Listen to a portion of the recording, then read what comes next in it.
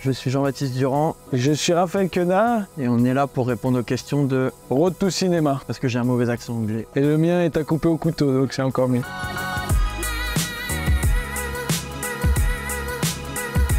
Jean-Baptiste Durand, bonsoir. On est très heureux de t'accueillir ici avec Raphaël Quenard. Comment vous vous êtes rencontrés tous les deux?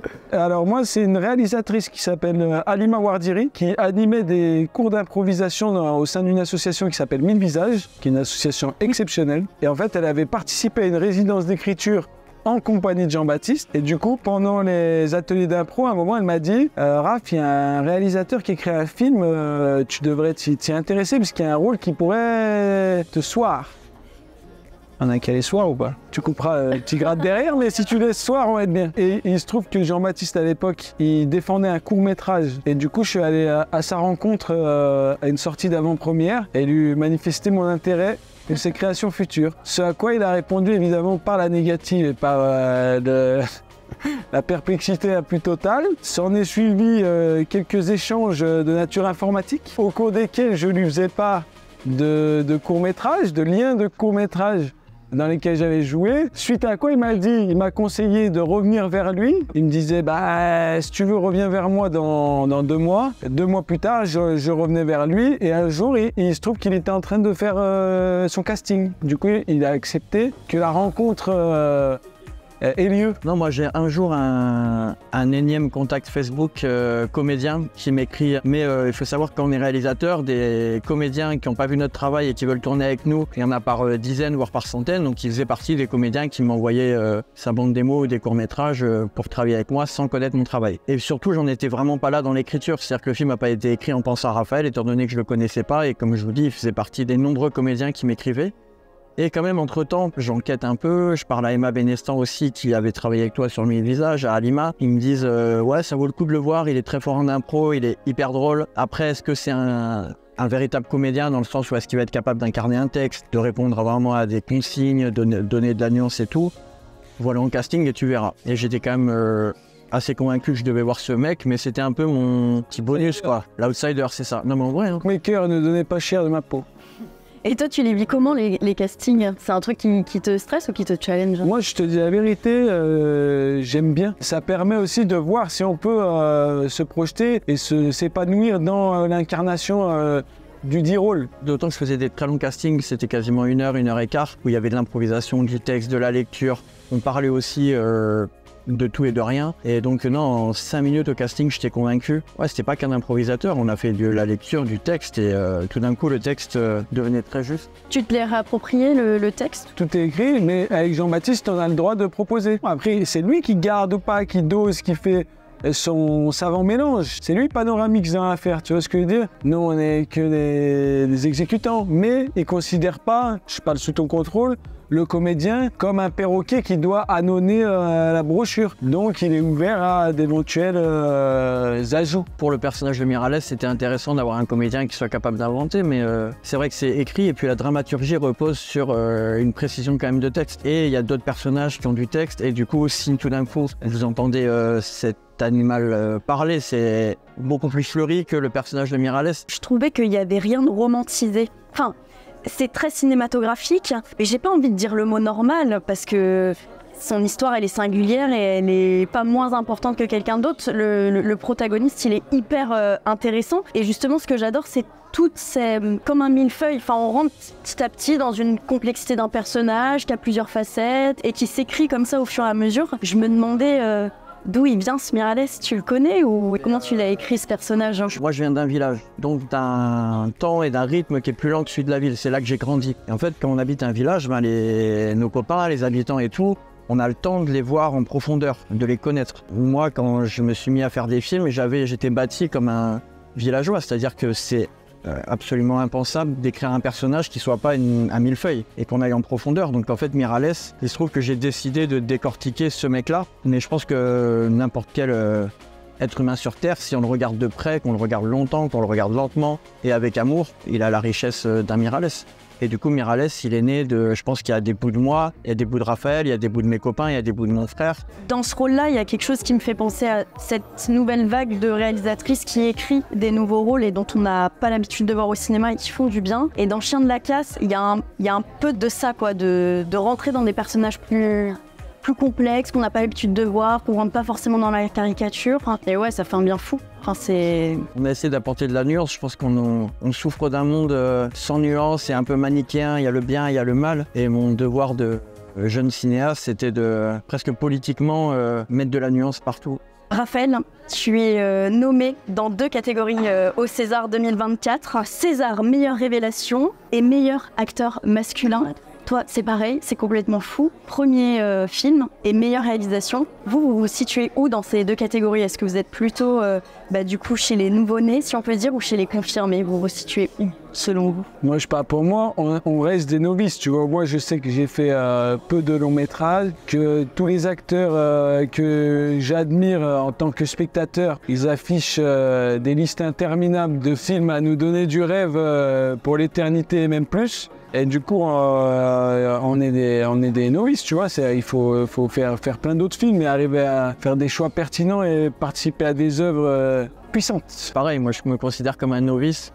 Et je pense que même si j'ai la chance de faire un 2e film, je me considère encore comme un novice. Et j'étais assez surpris et sidéré d'être parmi les meilleurs films. Et j'en suis très heureux, hein, je l'assume.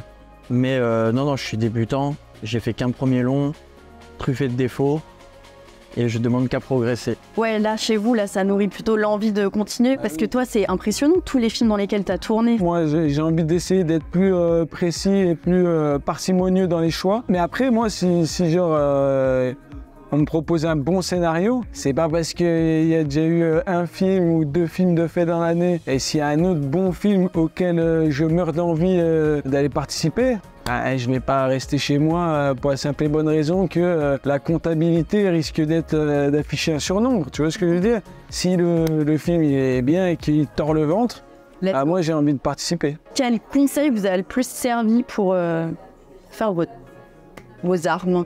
Moi je dirais que et c'était un conseil qui nous a été donné par exemple par Ouda Benyamina au sein de l'association 1000 Visages, mais que j'ai entendu aussi par exemple de la bouche de Quentin et tout, qui est de jamais cesser de faire, et quand viendra un moment où les fruits de ce travail acharné, de cette besogne, deviendront valables et mériteront d'être offerts à la vue d'un public. J'ai pas en mémoire des conseils particuliers, mais faire des films et les montrer. C'est-à-dire faire des films et aller les défendre, recevoir la réception du public. Parce que j'ai l'impression que ce que vous avez en commun tous les deux, c'est d'avoir été assez persévérant et endurant. Franchement, si j'ai une richesse dans mon coffre-fort personnel, c'est d'afficher une détermination inflexible et implacable. Alors, si Dieu nous prête vie et tout, je sais que je vais jamais cesser de tenter et d'essayer de faire se concrétiser des envies qui bouillonnent en moi. Donc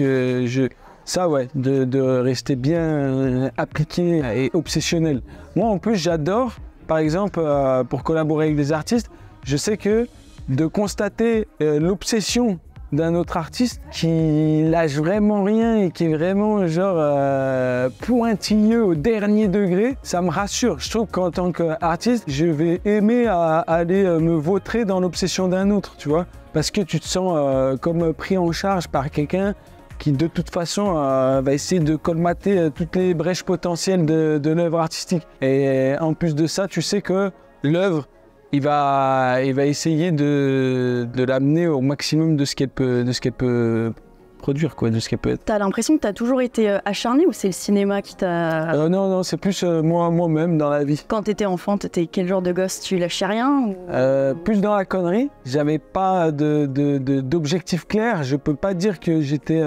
Tu vois, par exemple, j'aurais aimé savoir ça et le mettre en application à une discipline. Par exemple, moi qui était ma passion d'enfance, le football.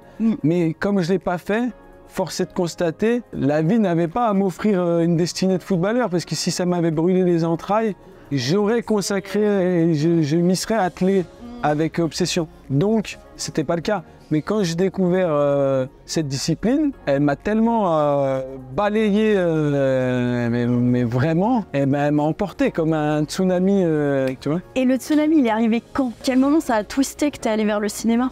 Je me rends compte maintenant là, que vous êtes en train de poser la question, c'est à peu près au même âge, c'est-à-dire super tard qu'on a eu la passion du...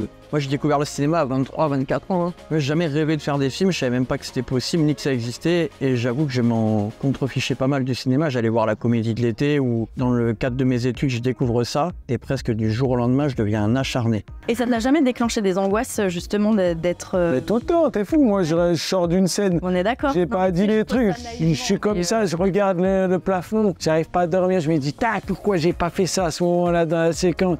Comme ça chez moi, je m'en veux. Moi, je peux assurer à la France entière que Raphaël, c'est un doute sur pattes et c'est ça qui fait ta force. Tu vois, ce que contient les films de JB, ce dont on parlait tout à l'heure, moi, que je trouve, mais c'est à mon humble niveau, c'est au public de vérifier par l'expérience et par le visionnage du film. Mais moi, je trouve que c'est une forme de grâce et c'est tellement dur de l'attraper. C'est comme si on était plein d'acteurs, la script, le réal, les acteurs, et tous ensemble, on essaye d'attraper le papillon de la grâce, on a tous nos petits filets, mais il est là, il voltige sur le décor du truc, mais il n'y a qu'un moment, une seconde, un millième de seconde où elle va apparaître et qu'on va tous être en suspens, comme attrapés par la vérité de quelque chose, d'un naturel qu'on arrive à donner à une séquence, et ça c'est tellement genre... imperceptible et difficile à attraper. Comme c'est difficile d'accès, ça en devient une source de jouissance infinie. Par contre, si jamais il y a le bon tempo, le bon timing, les bons déplacements, le bon mouvement de la caméra, le point pile au bon moment, bam, on se regarde après. On sent que la prise est rentrée. Les meilleures sensations de la Terre. Et ça, il y en a eu beaucoup au final ou pas sur Chien de la Casse? Ouais. Après, nous, sur Chien de la Casse, on avait un budget assez petit. Du coup, on avait un problème quotidien, c'était le temps. On le tournait en hiver, donc le soleil nous disait « ciao ». Des scènes majeures du film, on l'a tourné en quoi, 40 minutes. Avec le soleil qui nous disait « ciao, ciao, ciao, je suis en train de tomber ». Quand on a le temps de l'attraper, le papillon de la grâce, comme tu dis, tout va bien, à un moment donné, on l'attrapera. Mais là, il fallait se dire « voilà, à midi, on doit avoir rentré la scène. Et si possible, une belle scène ». Et on avait presque pas un rythme de quotidienne ou de série télé, mais on n'était pas loin sur certaines journées. Moi, ça m'obligeait en tant que cinéaste à avoir un point de vue hyper précis. Par exemple, des scènes où j'étais reparti perclus de doute, eh ben, je sais que le papillon, il vous a rendu visite dans la salle de montage. Et que grâce à des coupes judicieuses, etc., ils ont réussi à l'attraper. Donc, c'est pas fini non plus. Et puis il y a l'apport de l'habillage musical, là en plus la musique exceptionnelle de Delphine Malocena qui va venir rajouter quoi. On a trois chances de l'attraper, c'est comme si on pouvait donner trois coups dans le vent. Ouais, il y avait une super équipe en vrai. Là on est nous deux avec ces prix-là, mais vraiment on avait une équipe qui était complètement dingue. Et ça c'était un cadeau pour un premier film.